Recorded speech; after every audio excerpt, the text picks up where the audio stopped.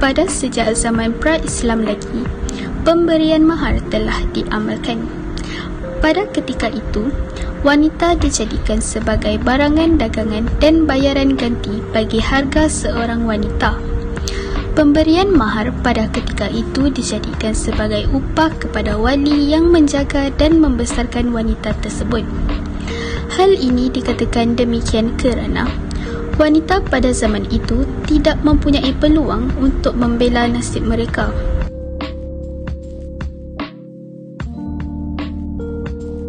Mari kita lihat apa itu mahar.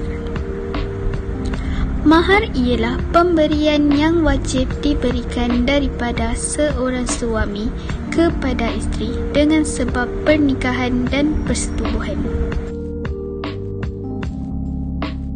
Terdapat 3 hukum yang terbahagi dalam hukum mahar. Yang pertama ialah wajib.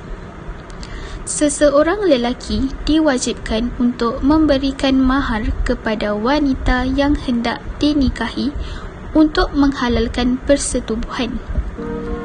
Seterusnya, hukum mahar boleh menjadi makruh apabila seorang lelaki itu tidak menentukan kadar mahar dalam akad pernikahannya. Manakala, hukum mahar juga boleh jatuh kepada batil apabila pihak lelaki tidak memberikan mahar sewaktu akad pernikahannya.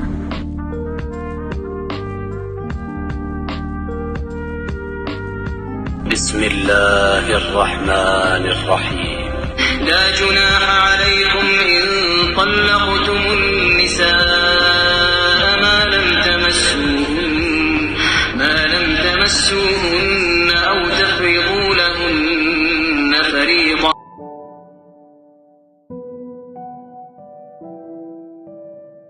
Seorang perempuan menyerahkan dirinya untuk dikahwini oleh Nabi sallallahu alaihi wasallam kerana Allah Subhanahu wa taala.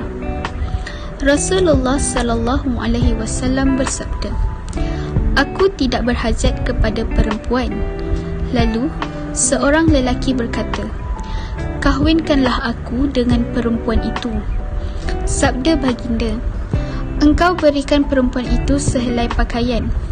Dia menjawab, "Aku tidak memilikinya." Lalu baginda bersabda lagi, "Engkau berikanlah dia walau sebentuk cincin besi." Imam Nawawi dalam menjelaskan hadis ini menyebut, hadis ini menunjukkan bahawa mahar itu boleh sedikit, iaitu bernilai rendah, dan boleh juga banyak, iaitu bernilai tinggi, apabila kedua pasangan saling redha. Kerana cincin dari besi itu menunjukkan nilai mahar yang murah. Inilah pendapat dalam mazhab Syafi'i dan juga pendapat jumhur ulama dari kalangan salaf dan khalaf.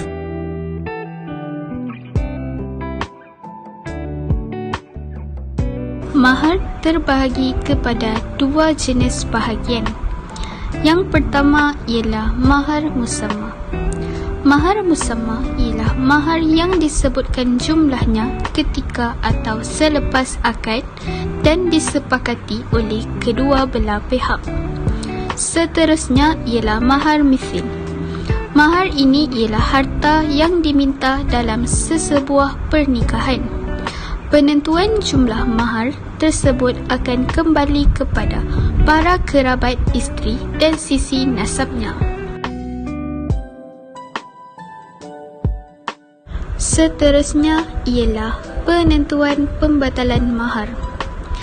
Pembatalan mahar akan berlaku sekiranya pihak lelaki mengambil sambil lewa terhadap pemberian mahar kepada bakal pengantin perempuan. Antara sebab berlakunya pembatalan mahar adalah disebabkan mahar yang ditentukan tidak termasuk dari harta yang disyariatkan. Selain itu, mahar tersebut juga digunakan untuk mengahwini lebih dari seorang wanita, sedangkan satu mahar hanya boleh digunakan untuk seorang wanita sahaja. Tambahan pula, mahar yang ditentukan adalah yang tidak menjadi miliknya.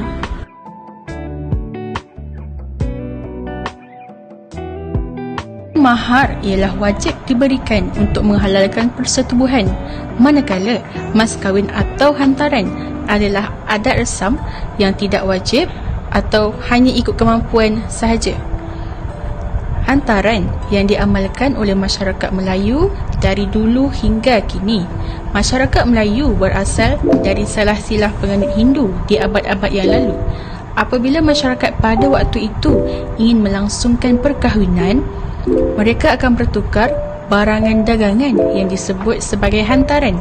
Hantaran yang diamalkan sehingga ke hari ini perlu diberi dalam angka yang ganjil.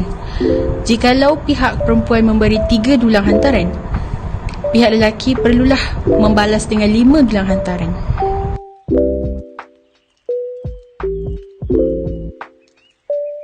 Mahar bukanlah sekadar harga yang diletak di dalam sebuah pernikahan, akan tetapi kewujudannya disyariatkan oleh Islam bertujuan untuk menunjukkan adanya kesungguhan dan kejujuran si calon suami untuk menginginkan terlaksananya pernikahan. Pergaulan yang ma'ruf terhadap isterinya yang sesuai dengan ajaran Allah SWT dan sunnah Rasulullah SAW. Tujuan dari pernikahan tersebut adalah untuk membangun sebuah kehidupan berkeluarga yang mulia dan memiliki keistimewaan tersendiri. Sebagaimana juga mahar yang diberikan kepada si isteri dapat digunakannya untuk mempersiapkan segala bentuk keperluan pernikahan dan persiapan pindah ke rumah pernikahan.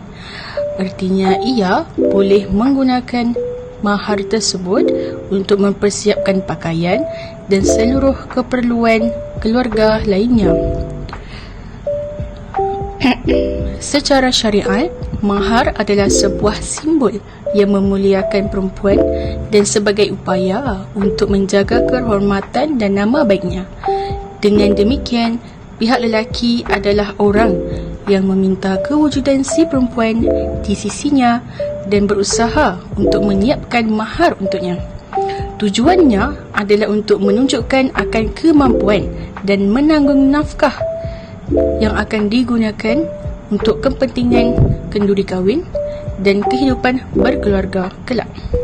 Mahar bukanlah sekadar harga yang diletak di dalam sebuah pernikahan, akan tetapi kewujudannya disyariatkan oleh Islam bertujuan untuk menunjukkan adanya kesungguhan dan kejujuran si calon suami untuk menginginkan terlaksananya pernikahan.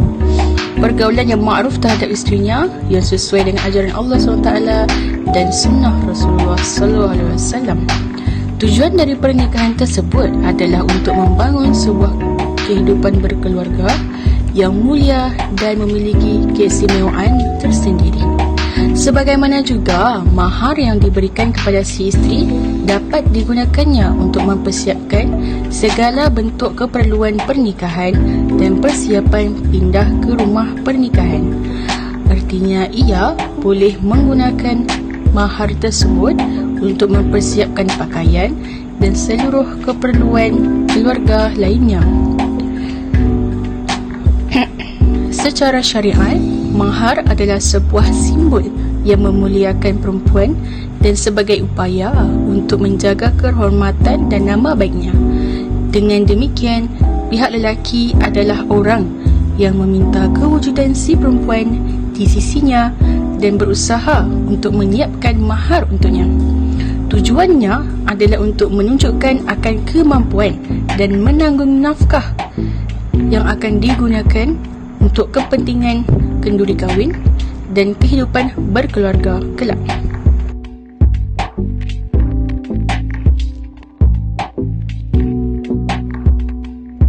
Bagi sebuah mahar tidak memiliki ukuran sama sekali. Dengan demikian, tidak ada batasan minimum dan juga tidak ada batasan maksimum. Acuan mahar tersebut adalah setiap yang bernilai dan dijadikan berharga dalam jual beli atau sesuatu yang boleh dijadikan upah dalam akad sewa menyewa. Baik inti sesuatu mahar tersebut, hutang, sesuatu yang boleh dimanfaatkan dengan jumlah yang banyak atau sedikit, seperti sebuah kereta, 10,000 dirham, tempat tinggal, usaha mengajari akan sebuah keterampilan atau ilmu apapun juga. Tujuannya adalah agar mahar yang diberikan kepada si isteri tidak terlalu banyak dan tidak terlalu sedikit. Kesimpulannya, bahawa kewujudan mahar tidak menjadikan beban yang berat dalam sebuah pernikahan. Jelas bahawa yang termasuk perbuatan sunnah dalam hal ini adalah mencontoh perbuatan Rasulullah SAW dan mengambil berkatnya.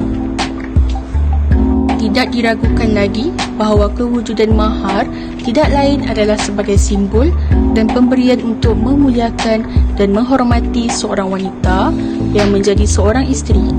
Oleh itu sunat hukumnya dan dianjurkan untuk meringankannya dan tidak membuatnya mahal.